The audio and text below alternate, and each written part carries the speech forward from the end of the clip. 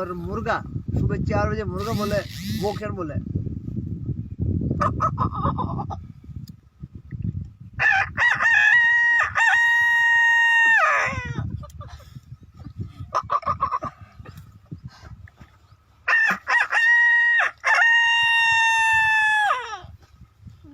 और कुत्ता, बड़ा कुत्ता क्या बोला?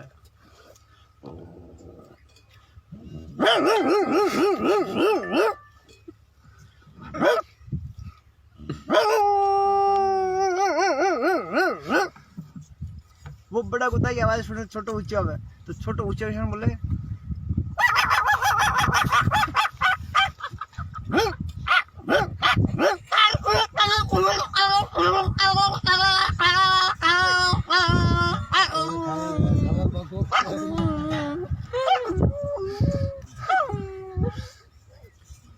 और बकरी की आवाज, बकरी कैसे बोले?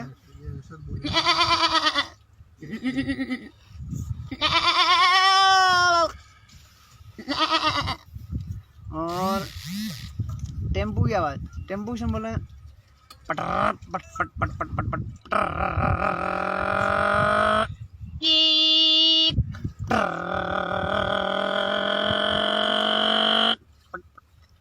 और अब देखा नाम बालराम गुजर, गांव गुलाबपुरा, और ये सभी काश्तकार लोग बेटे खेतों में काम करते हैं। सब दान क्या